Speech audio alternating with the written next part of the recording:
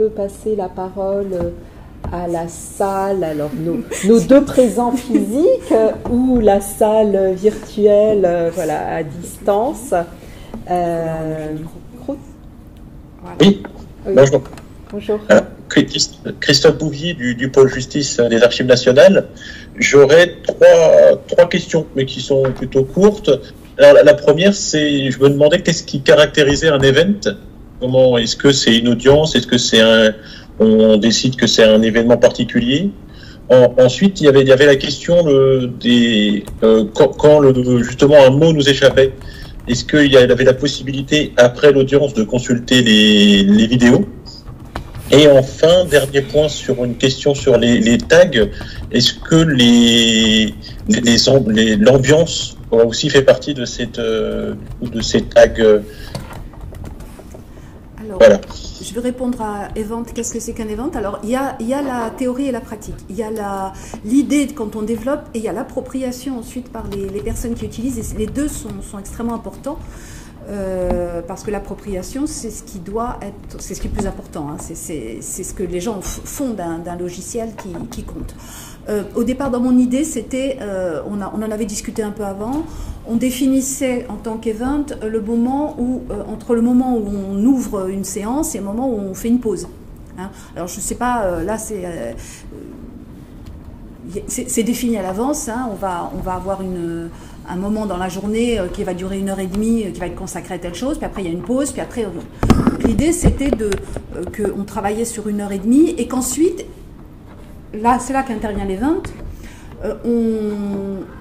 on crée un event au moment où on sent qu'il y a une thématique qui se lance, qu'il va falloir indexer, on clique sur le bouton, ça lance un event, on l'indexe et ensuite on peut arrêter l'event et en démarrer un autre ou pas, ou attendre un petit peu puis en redémarrer un autre quand on arrive sur une autre thématique. Ça c'est la théorie. Donc normalement on devait avoir à peu près des lots d'1h30 qui devaient correspondre à une vidéo parce que j'imaginais que la caméra allait démarrer à l'ouverture évidemment d'une séance et puis s'arrêter à la pause. C'est ce que j'imaginais. Donc la vidéo elle a ensuite été découpée par Aurore en petits morceaux. Bon, mais ça c'est la théorie.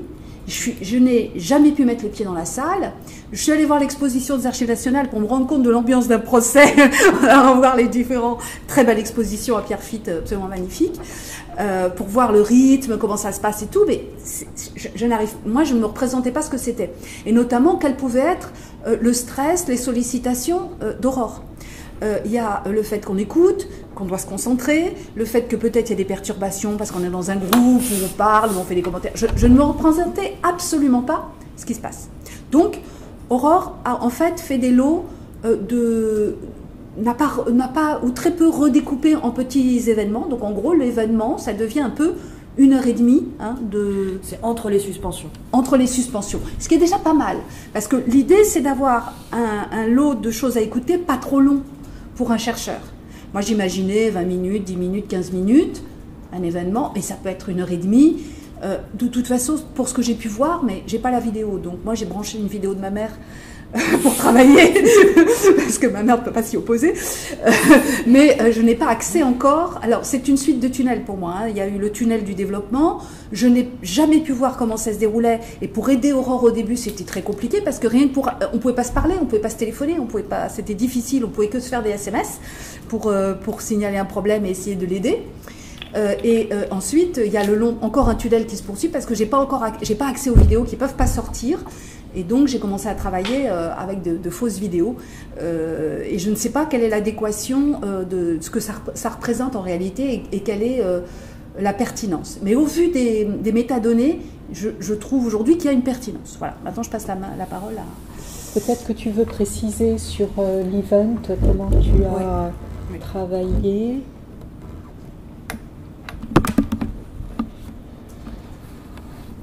Alors, sur l'event... tel que moi je l'ai utilisé, c'était voilà, entre chaque suspension, c'est-à-dire que l'audience était reprise tous les jours à midi et demi, enfin plutôt à 13h. Donc là, le président disait l'audience est reprise et donc là, je lançais l'event que j'arrêtais au moment où le président disait l'audience est suspendue et parce qu'il y avait une pause et donc je reprenais. Mais si on regarde le carnet technique de la régie justement qui a filmé, elle a procédé de la même manière. Donc il y a une cohérence comme ça tout à fait logique. Et effectivement, il s'est avéré dans la pratique qu'il était impossible pour moi de faire de découper par petits événements.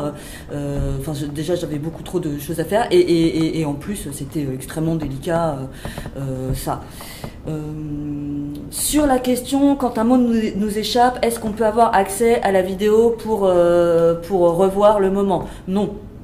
Voilà, la réponse est très claire. Par contre, on a accès dans ces cas-là, il y a les amis chercheurs qui ont fait des verbatim, et là on les appelle au secours. Il y a aussi tout ce qui a été live tweet. Il y a notamment Ouest France qui a fait un très bon suivi en live.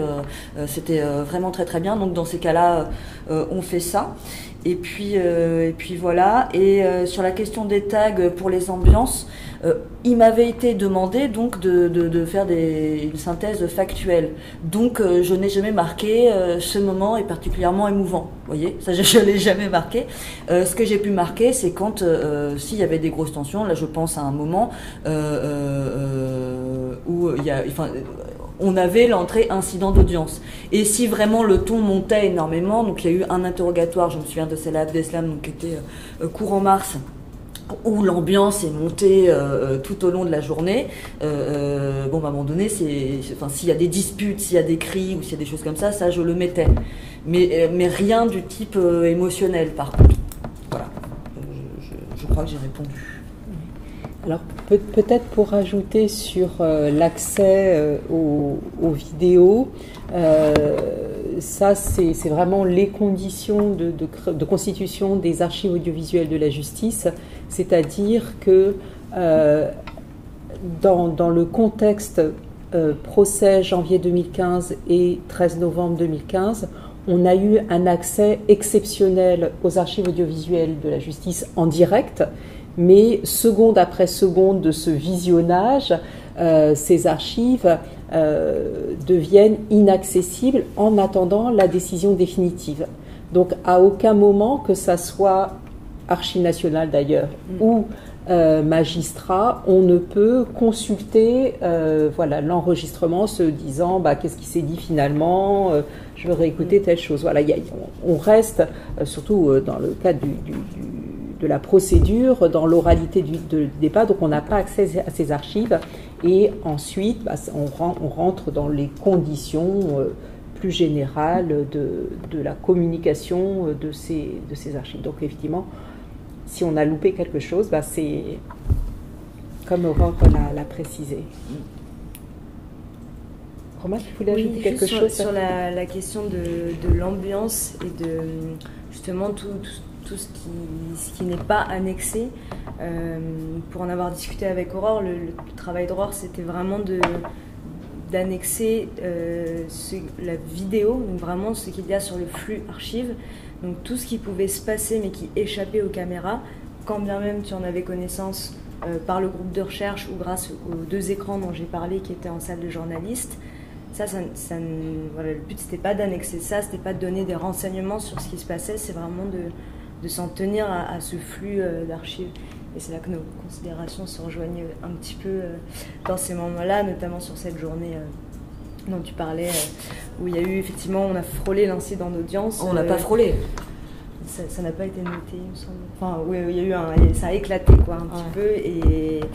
Et sauf que la caméra, à ce moment-là, c'était le micro du président qui était allumé au moment où des avocats de la défense se lèvent et quittent la salle pour protester contre le public qui a applaudi. Enfin, il se passe toute une scène, mais c'est le micro du président qui est allumé à ce moment-là, ce qui fait que les caméras sont restées cadrées en gros plan sur le président, et donc dans la vidéo, dans l'archive, on ne verra pas tout ce qui s'est passé à ce moment-là dans la salle d'audience. Donc Aurore, qui avait connaissance de tout ça, n'a pas pu en faire trop mention, légèrement. Oui, et de toute façon, effectivement, comme on a dit, je crois que c'était toi, Claire, qui le soulignait, c'est vrai que le fait qu'il y ait un enregistrement audio, on a la tentation de vouloir tout enregistrer. Enfin bon, je sais que ça, voilà, c'est quelque chose qui suscite beaucoup de frustration de la part, voilà, des historiens ou des chercheurs, enfin tout type de chercheurs qui étaient présents. Et finalement, le travail a posteriori consistera à réunir toutes les archives, qui sont effectivement de sources très très diverses, qui ont été produites pendant le procès. Donc effectivement, c'est verbatim de chercheurs, voilà, parce que c'est un autre programme de recherche qui est mis en place et qui consiste effectivement aussi à produire sur le vif des archives.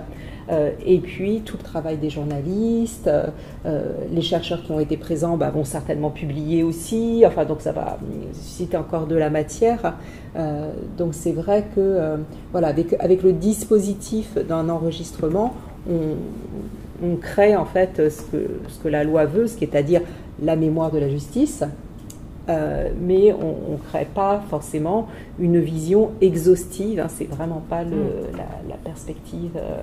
Je sais que c'est un sujet voilà, dont on a déjà eu l'occasion de pas mal parler, mais c'est pas non plus le but. Pendant que tu parles, moi je rêve d'une application où on aurait, une fois qu'on accède à une heure et demie du procès, à des sessions, on pourrait avoir, grâce à l'indexation, et après on pourrait avoir un dossier qui, pour cette période de temps-là, donnerait un certain nombre de sources que l'on pourrait croiser, commentant, avec des points de vue divers, par des personnalités diverses, ce qui s'est passé pendant cette période de temps.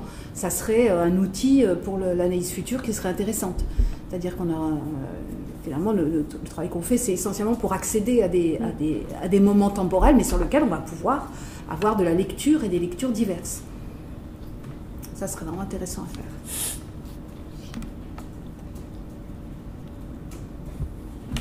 Alors, est-ce qu'il y a une autre question dans la salle physique ou salle virtuelle?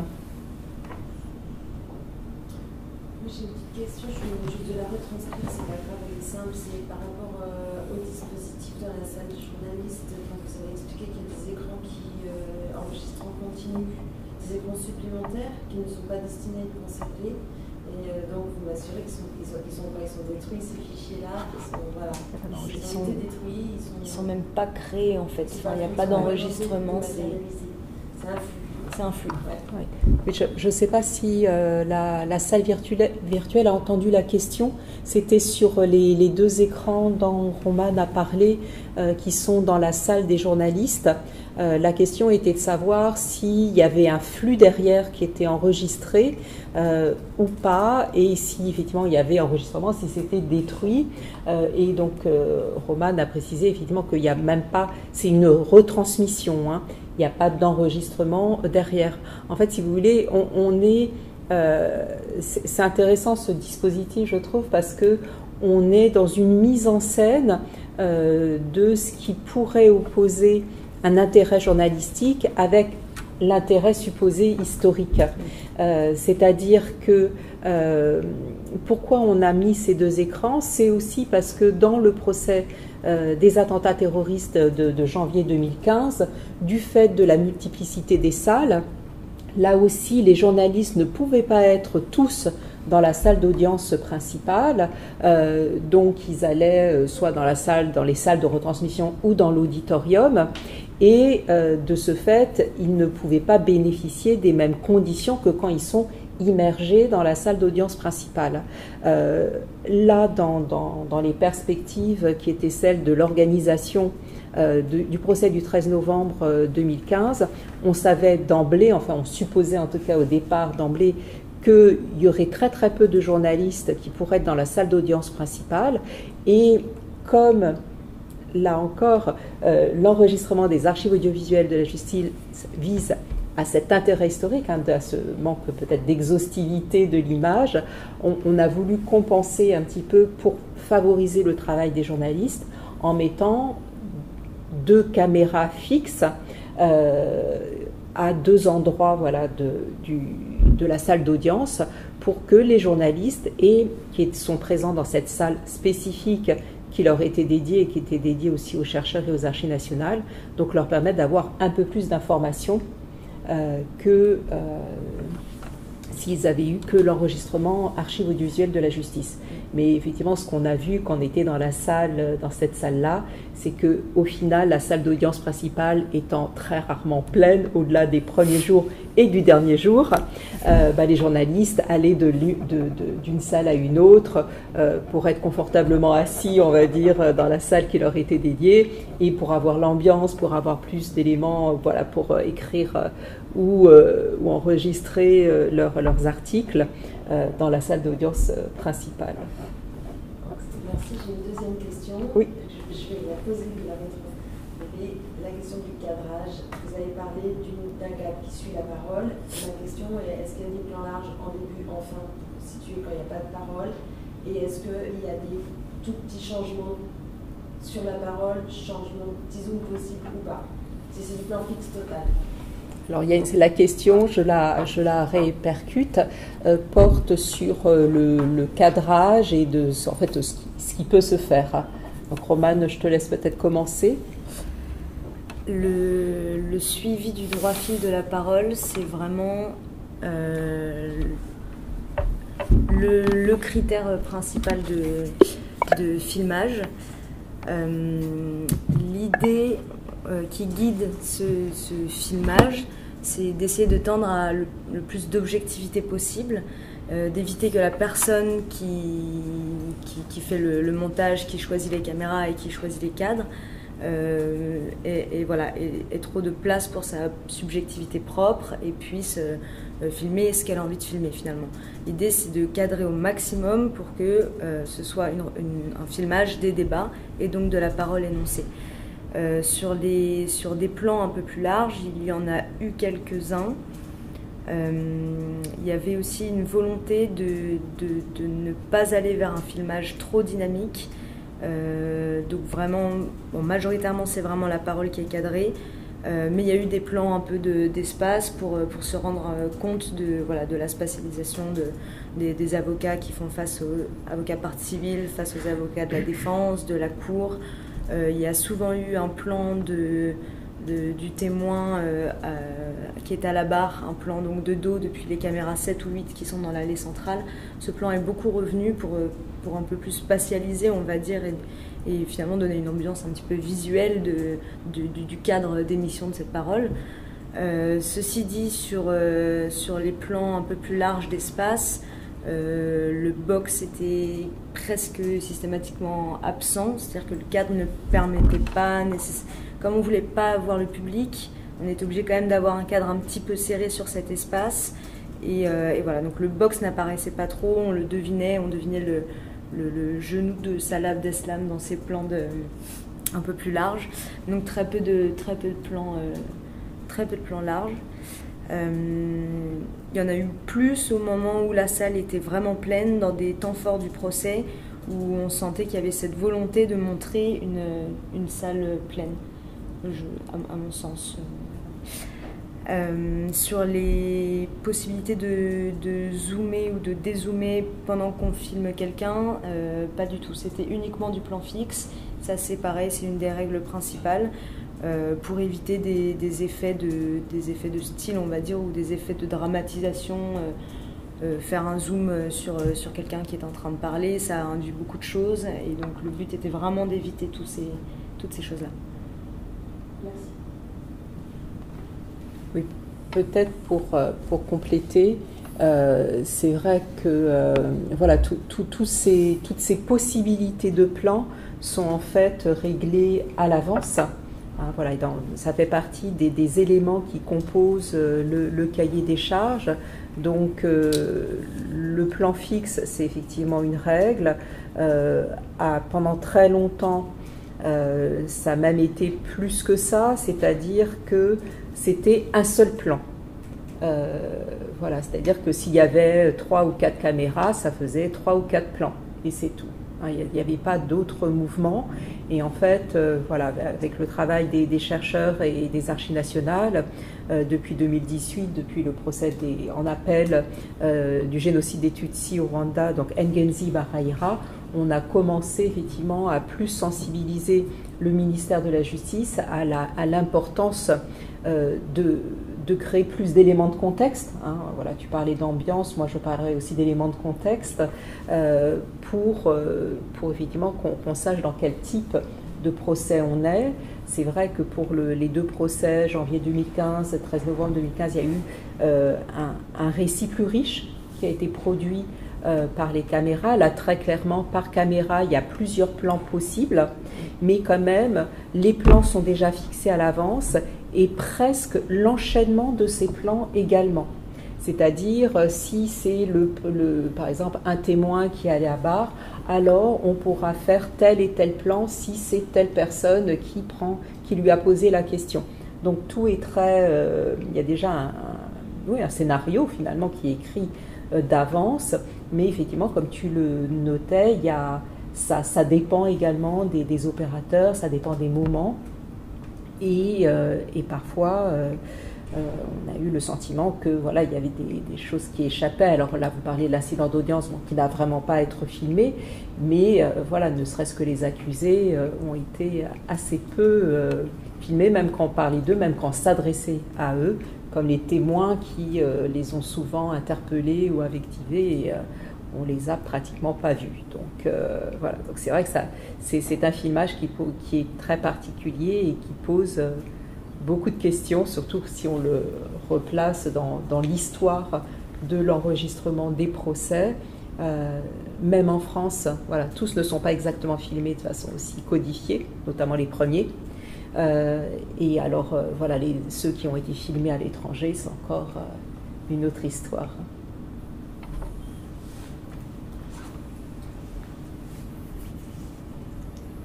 Est-ce qu'il y a d'autres questions ?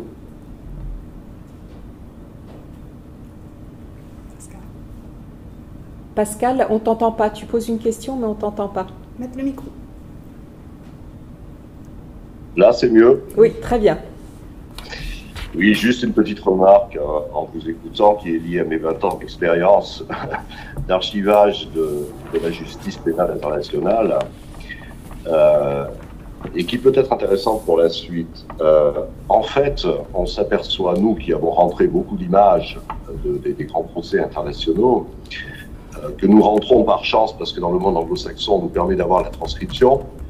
Transcription, je précise au départ, Martine, mais tu connais ma position là-dessus, si on avait eu accès à la radio, qu'on aurait eu en direct. C'est-à-dire que là, j'aurais pu aujourd'hui te livrer la transcription. Nous avons des logiciels pour faire ça.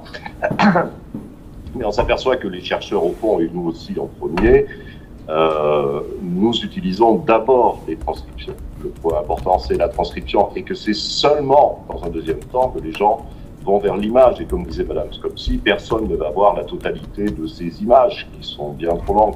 Donc vous vous trouvez avec un problème au fait de valorisation d'une source qui est presque une source seconde, je dirais, d'une certaine façon. Pour moi, la transcription est vraiment la source première, d'où les difficultés que vous rencontrez aussi sur l'indexation que vous rendez, j'ai écouté très attentivement ce que vous avez dit, mais presque pluriscientifique, alors que l'indexation totale, elle n'existe pas sur de l'image. Enfin, je veux dire que vous allez essayer d'avoir une exhaustivité la plus totale, mais on n'y arrive pas en réalité. Alors qu'on y arrive beaucoup mieux sur la transcription, et nous, ce que l'on voit, c'est que quand on indexe les transcriptions, eh bien, les gens vont ensuite aller voir l'image pour compléter ce qu'on leur a fourni. Alors, évidemment, on n'indexe pas en totalité. On est des juristes, donc on travaille surtout sur le vocabulaire juridique dans un premier temps. Ensuite, on va s'étendre un petit peu. Mais je conçois bien vos difficultés dans ce que vous faites. Et quand je regardais tout à l'heure les mots que vous aviez mis en évidence, vous êtes vraiment dans une approche extrêmement large et qui, à mon avis, est difficile ou sera difficile à maîtriser. Alors, il y a quand même une petite différence entre les expériences que j'ai et celles que vous avez, c'est que dans cette notion de procès historique, il y a la volonté d'archiver d'abord avant la volonté de diffuser. Moi, j'ai travaillé dans un cadre qui est totalement inverse. C'est-à-dire, il y avait d'abord une volonté de diffuser dans la justice pénale internationale, et ensuite, seulement, on se posait la question de la constitution de l'archive. Et ça change beaucoup de choses.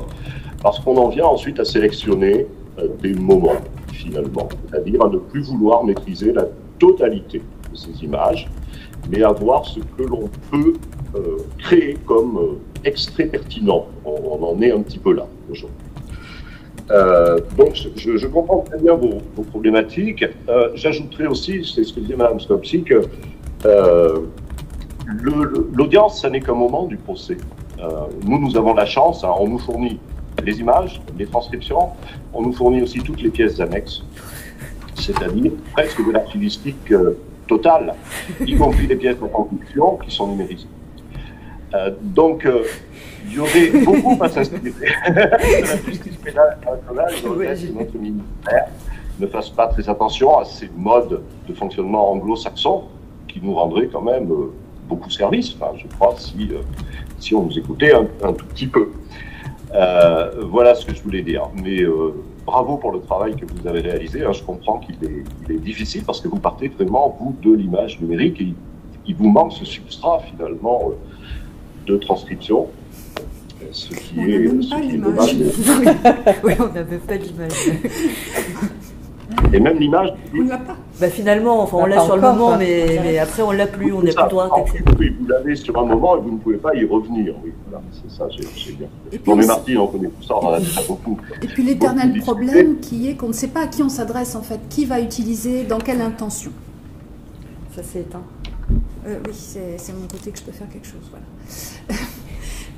C'est-à-dire que je ne sais pas si tu as rencontré ça pendant que tu indexais, mais le problème c'est qui va et avec quelle intention utiliser ces images. C'est un point que j'ai oublié d'aborder et oui c'est ça, c'est quelle sera la pensée de la personne, dans combien de temps, de quel angle, ça fait partie des choses que je ne pouvais pas maîtriser, même en cherchant beaucoup et en même temps en étant complètement prise dans un truc très concret, très... la possibilité de s'abstraire de ça pour penser à envisager peut-être plus tard comment j'étais le nez dedans quoi. Parce malheureusement enfin, on peut imaginer à très long terme plusieurs entrées, ceux qui travaillent sur les victimes, sur la résilience, on pense toujours aux historiens qui feront les minutes de l'affaire, mais on a d'autres sources. Il y a ceux qui vont travailler sur l'évolution psychologique d'un accusé pendant l'audience. Enfin, le comportement du président, parce qu'on peut imaginer plein d'entrées, plein d'études sur lesquelles on va essayer de faire parler ces images-là. Je ne sais pas si elles sauront parler de ça, mais du coup, ce ne seront pas forcément des juristes, on ne sait pas quels vont être les profils des chercheurs qui seront intéressés par ça, ou des particuliers. En tout cas, juste sur la psychologie des accusés, s'il y en a qui s'intéressent à ça, je pense qu'ils vont rencontrer certaines difficultés quand même, parce que on n'a pas beaucoup d'éléments. Et c'est marrant parce que Sylvie Lindepère parlait justement du fait que pendant Nuremberg, il y avait un docteur qui prenait des notes sur la psychologie des accusés et leurs discussions. Ça, nous, on n'aura pas. On n'aura rien. Alors que c'est apparu au dernier jour du procès comme un truc qui a fait le tour des médias. Et puis, il y a aussi tous ceux qui voudront réutiliser les images quand ce sera possible dans 10 ans ou je ne sais combien d'années. 50. Donc, dans 50 ans. Il y aura peut-être des dérogations avant pour des documentaires, des choses comme ça. Et on sent qu'il va y avoir une attente très forte et quels vont être les points d'entrée d'un auteur qui aurait besoin d'images pour ensuite... Alors, ce qu'il faut voir quand même dans ce procès, c'est que avant même de se poser la question quelles vont être les recherches, c'est déjà un objet de recherche. C'est-à-dire qu'en direct, voilà, il y avait quand même un nombre de chercheurs assez énorme, pour certains qui ont été là tous les jours, voire presque tous les jours, ou en tout cas avec peu d'interruptions ou très régulièrement, qui ont déjà écrit des articles, enfin voilà, donc et j'imagine qu'effectivement ils ont collecté beaucoup de matériaux et peut-être qu'à un moment donné ils souhaiteront revenir sur les images pour alors soit faire de la vérification, soit enrichir leur approche. Donc oui, effectivement, on ne sait pas quelles vont être les recherches, mais il y a déjà, c'est déjà un objet de recherche, et c'est vrai que la problématique de l'accès, alors là, sous l'angle de la communication, indépendamment sous l'angle de la masse dont on a parlé aujourd'hui, se pose, parce que, pour rappeler les conditions, Donc le procès vient d'avoir lieu, il va être versé aux Archives nationales voilà, dans les semaines qui vont venir. Et à partir de là, bon là on va savoir si aujourd'hui, hier il y avait l'audience civile, on va savoir s'il y a donc certains vont faire appel, mais j'imagine que oui. Donc il faudra attendre que l'appel ait lieu. Et si certains des accusés qui ont fait appel se pourvoient en cassation, ça va encore repousser le moment où le procès va devenir définitif, avec une décision définitive. Et donc à partir de ce moment-là, en effet, ceux qui poursuivent une recherche historique et scientifique vont pouvoir y avoir accès, et pour toute autre utilisation, donc de la diffusion, donc du montage d'expos, etc., il faudra attendre 50 ans, sauf à obtenir l'autorisation du président du tribunal judiciaire de Paris. Donc c'est vrai que voilà, il y a se pose tout de suite la question de ces archives qui sont posées comme étant historiques et finalement qui échappent après lesquelles il faut courir un peu en permanence pour y avoir accès. Et là, effectivement, sur les procès terroristes, bon, pour l'instant, il y a 2 enregistrements, bientôt il y en aura 4 d'ici la fin de l'année.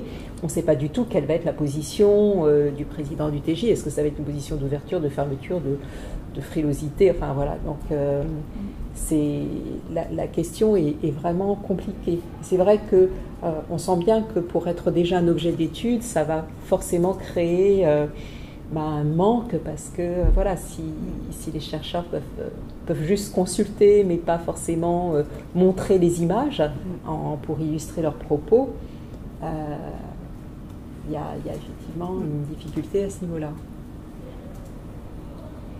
C'est sûr. Et puis bon, c'est vrai que vous avez raison de dire qu'avec ce volume-là, de toute façon, c'est vrai que c'est une source secondaire. C'est vrai que c'est une remarque très très juste.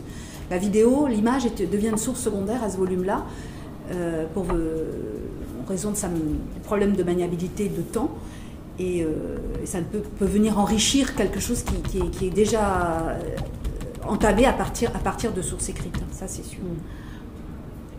Alors, par rapport à l'histoire de la source secondaire, je ne suis pas complètement sûre. C'est un peu dur. Mais c'est pas tant pour ça. Je comprends très bien le point de vue, mais actuellement, il y a quand même 2 thèses qui sont en cours, peut-être une 3e. Là prochainement, voilà, le sujet est en train d'être en cours de définition, mais en tout cas 2 thèses, une première thèse qui va à mon avis être soutenue très bientôt, et c'est Timothée Lefebvre-Brunet qui l'a fait sur le procès, ou les procès, on pourrait dire, à Ngenzi Baraira, donc première instance, deuxième instance. Donc là, on est quand même sur un volume, alors pas de 700 heures, mais quand même, bon, il y a quand même 500-600 heures à peu près. Donc c'est quand même déjà pas mal. Et ça, voilà, il a peut-être eu accès à l'instruction, au dossier d'instruction, ça je ne sais pas exactement. En tout cas, il a eu accès à l'enregistrement. Et la deuxième thèse qui est en cours, c'est celle de Louise Testoferi, qui elle est sur un autre champ, puisque c'est une thèse de droit, voilà, à l'université Toulouse Le Mirail, qui porte sur vraiment l'enregistrement des archives audiovisuelles de la justice. Donc sur tout. Alors, or, effectivement, les procès les plus récents, elles s'arrêtent à 2020, donc le procès AZF, non, 2018, excusez-moi. Donc là, elle a un volume quand même de 2500 heures. Hein. Voilà.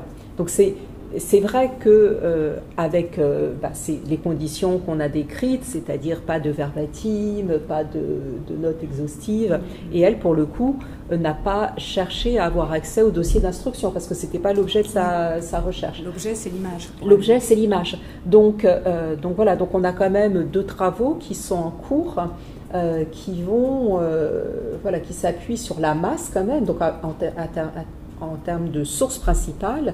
Et la 3e thèse à laquelle je fais allusion, si l'étudiant confirme, effectivement, dépose son sujet, sera sur les procès du génocide des Tutsis. Donc là, effectivement, avec celui qui est en cours, ceux à venir à l'automne 2023, etc., bon, on commence à avoir une masse aussi assez importante, plus les procès de la justice internationale. Enfin, donc c'est vrai que l'audiovisuel peut aussi être une source principale, même si c'est moins traditionnel, elle peut être quand même une source principale, et avec effectivement tous les défauts que tu soulignais, Pascal, ou dont on a parlé nous. Mais voilà, mais en tout cas, il y a quand même des gens qui se confrontent à ces heures et ces heures, à ces centaines d'heures qui peuvent être des milliers d'heures très vite. Non mais Martine, loin de moi l'idée d'avoir voulu classer. Je sais. Je te dis ce qui résulte de notre expérience, si tu veux. Nous avons les images, les transcripts. Ce que demandent les gens en premier lieu, c'est les transcripts. Et on voit très bien comment ils nous demandent finalement des travaux d'indexation web sur les transcripts. Ensuite, ils vont à l'image. Bon. Mais je suis très intéressé effectivement par la première thèse, mais enfin bon, tu connais tout ça aussi bien que moi, parce que effectivement, ce sera un des premiers travaux à partir de la source image proprement dit. Et moi, je suis très intéressé par un travail de ce type parce que, alors, je vois ce que ça représenterait pour la justice pénale internationale, où là, il y a vraiment des milliers d'heures, puisqu'on est quelquefois sur des durées de procès de 2, 3 ans, 4 ans, etc., avec énormément de pièces qui sont versées au dossier. Donc, ce sera très intéressant de voir effectivement comment il a opéré. Et par exemple, de savoir s'il a commencé par faire un transcript personnel, ou bien s'il a vraiment trouvé une méthode spécifique d'exploitation de l'image. Je parle pour la première thèse. Les autres sont beaucoup plus ciblés sur la construction de l'image et le procès proprement dit. Mais pour en faire une source primaire, enfin principale, finalement, ça va être très intéressant de voir comment s'opère ce travail. Complètement. Et c'est vrai que c'est des matériaux très neufs, hein, finalement, les archives audiovisuelles, c'est de façon globale une exploitation à 100% s'appuyant que sur des archives audiovisuelles, il n'y en a pas tant que ça. Non, il y en a très peu, oui. Puis on peut inverser les choses aussi, parce que si on a des points d'accès sur une vidéo très longue, on peut proposer de transcrire ce que veut la personne. C'est-à-dire que si c'est dit je veux tel jour, 3 jours, on peut transcrire ces 3 jours, corriger ou faire corriger par le chercheur d'ailleurs ces 3 jours-là, et constituer petit à petit les éléments les plus petit à petit les transcriptions. Finalement, il n'y a pas de règle. Est-ce que tout doit nécessairement être transcrit? Je pense qu'il y a des longs tunnels très techniques qui n'apportent pas grand-chose. D'ailleurs, pour la deuxième étape dont tu parlais, qui était effectivement de faire des tests de synchronisation entre la notation créée par Aurore et les archives audiovisuelles elles-mêmes quand on les aura, ça effectivement en discutant avec Aurore, en salle d'audience, on s'était dit que tout synchroniser, c'était loin d'être intéressant. D'ailleurs, tu soulignais ces moments mythiques où il y a les enquêteurs belges, où là effectivement on décroche complètement et c'est peut-être pas ce qu'on va synchroniser en premier. Cela dit, le contenu était quand même intéressant pour l'enquête. Mais oui. Non, mais ça, au niveau du processus judiciaire, mais on va peut-être choisir d'autres moments.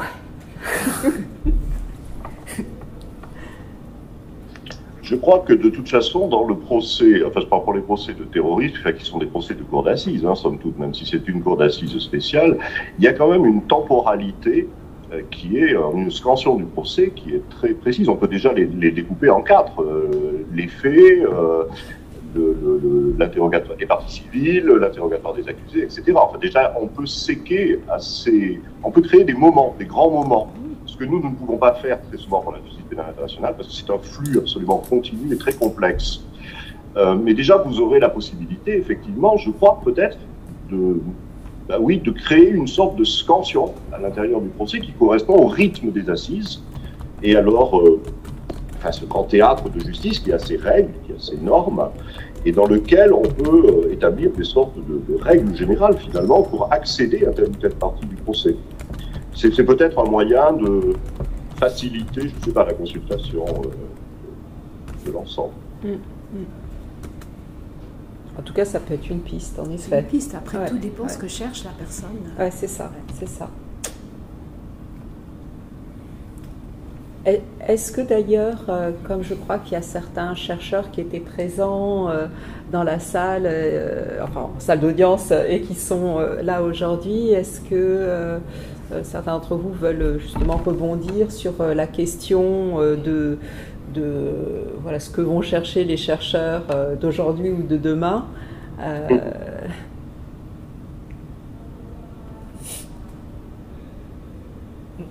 Non. Si. Ah, oui. Voilà. Sylvie Imbert, on t'écoute. Oui, merci. Alors en fait, moi je me pose une question parce que c'est vrai que quand je suis allée dans la salle, un jour je me suis trouvée à côté de la journaliste de Ouest France dont j'ai suivi les tweets, et donc elle avait un logiciel. J'ai vu qu'elle avait un logiciel. Donc forcément, ce logiciel apporte les éléments en direct de l'audience. Et est-ce qu'on peut considérer que ce qu'elle a écrit constitue également une preuve, ou est-ce que la preuve qui va être la première à être mise en avant, c'est celle des archives? Parce qu'on a été confronté avec ce problème lorsqu'on a travaillé avec Vincent Duclerc sur les archives du Rwanda. Eh bien, finalement, les journalistes avaient tellement écrit sur cette histoire qu'on finissait par dire « Ah ben, le journaliste a raison ». Et donc, par derrière, les archives, on se disait « Mais comment est-ce que nous, on va interpréter ça ?» Puisque là, maintenant, il y a déjà une histoire qui a été écrite et qui a été diffusée, qui est transmise très rapidement, alors que les archives ont été analysées, finalement, avec 25 ans d'écart. Voilà, c'est un petit peu les questions que je me suis posées par rapport à ce que j'ai aux différents moments où j'ai assisté au procès. Je pense que la remarque, elle est vraiment très très pertinente.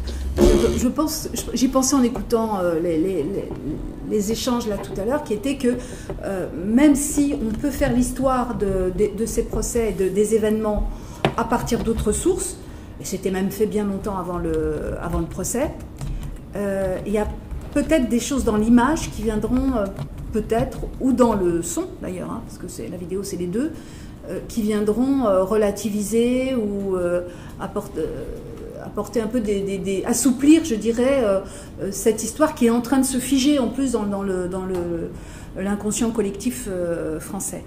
C'est vraiment intéressant, pour moi qui n'étais pas dans la salle, de voir aussi l'évolution des commentaires qui étaient faits dans la presse au fur et à mesure. Et surtout, à un moment donné, il n'y avait plus de commentaires, on n'en parlait plus du tout. Et puis tout d'un coup, à la fin, au moment des derniers jours, ça ressortait, et avec des problématiques nouvelles. C'est-à-dire que les journalistes qui n'avaient pas suivi en continu le procès et qui devaient commenter la fin, n'étaient plus dans le coup par rapport à tous ceux qui avaient participé tous les jours au procès. C'est-à-dire qu'il s'était passé des quantités de choses pendant ce temps-là, presque à huis clos, qui ont beaucoup surpris ceux qui occasionnellement s'intéressaient à la question. Et moi, ça m'a vraiment frappé sur les débats et le ton des commentaires des journalistes après le dernier jour. C'était vraiment très très différent. Et ils avaient l'air eux-mêmes d'être surpris de ce qui se disait. Voilà, donc c'est là que les images vont permettre de montrer les choses, parce que pendant ces 10 mois, vous avez vécu. Les témoins ont vécu, les accusés ont vécu, tout le monde a évolué dans sa façon de voir l'événement. Et pour le coup, nous, dehors, on était enfermés dehors, on n'a pas évolué au même rythme. Oui. Juste une petite remarque, Martine, si tu permets. C'est très important ce que vient de dire Sylvie, et que je salue au passage, et sur le mot historique. Parce qu'au fond, c'est toi qui as l'archive historique. C'est plus que le procès historique, c'est l'archive historique. C'est-à-dire ce qui va être la racine, la matrice de référence à laquelle on pourra se reporter. Et c'est là où il y a une richesse, finalement, dans cette archivistique, enfin dans cet archivage. Au fond, c'est qu'on reviendra toujours, et c'est ce qui nous arrive, nous, très souvent, y compris quand les gens se méfient un peu des transcriptions. C'est-à-dire qu'ils finissent par revenir à l'image, au final, et à dire, bon, mais qu'est-ce qu'on a exactement dit, vu? Et après, on peut analyser tout le discours qui a été fait sur. Mais c'est vraiment la référence. Et c'est en ça, je crois, que le mot historique a son importance, le mot archive historique, plutôt que procès historique. Moi, je l'aurais dit procès mis en archive historique, quelque chose comme ça. Et que vous détenez vraiment la matrice de la chose et qu'elle doit être exploitée comme cela.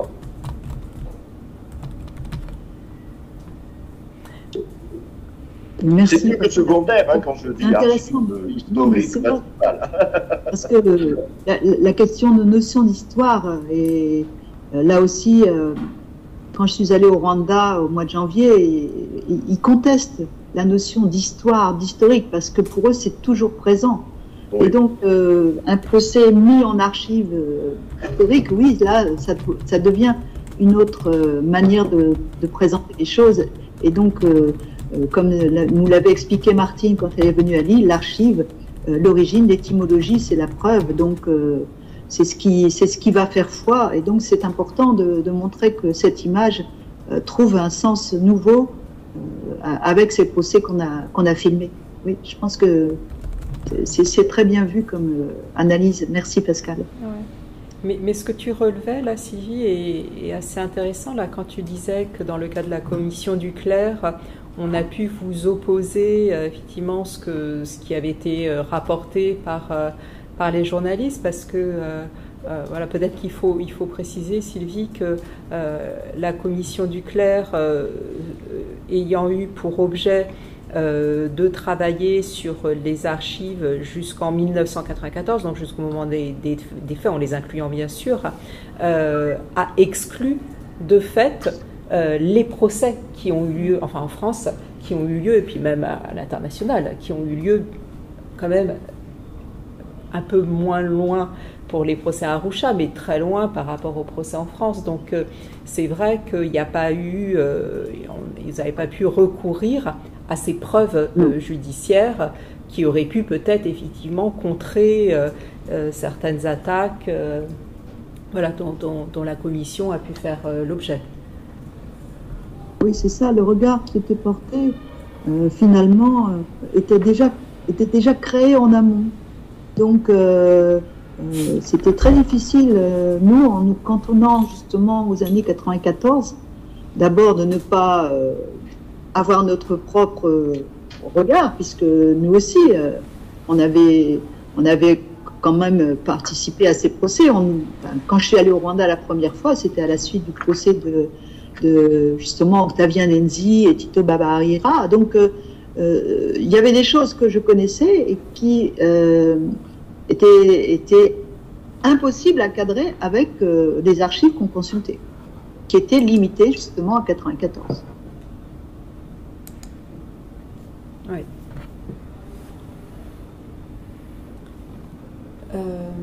Est-ce qu'il y a d'autres questions ?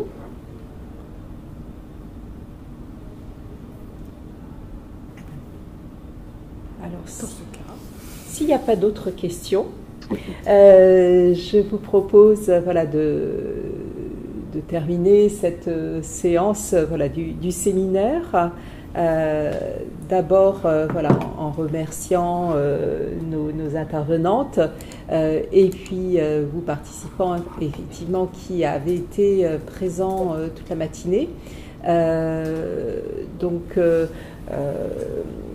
voilà, je vous invite bien sûr vous verrez qu'il y aura quand même une actualité encore qui va rester riche en termes de publication des chercheurs, parce qu'effectivement la réflexion ne fait que s'ouvrir sur le procès, sur les archives, sur plus généralement voilà, comment on garde en mémoire tous ces éléments.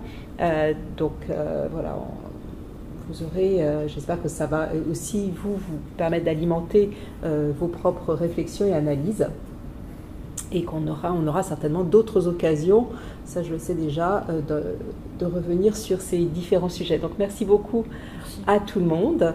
Je vous souhaite une bonne journée et à très bientôt. Au revoir. Au revoir. Au revoir.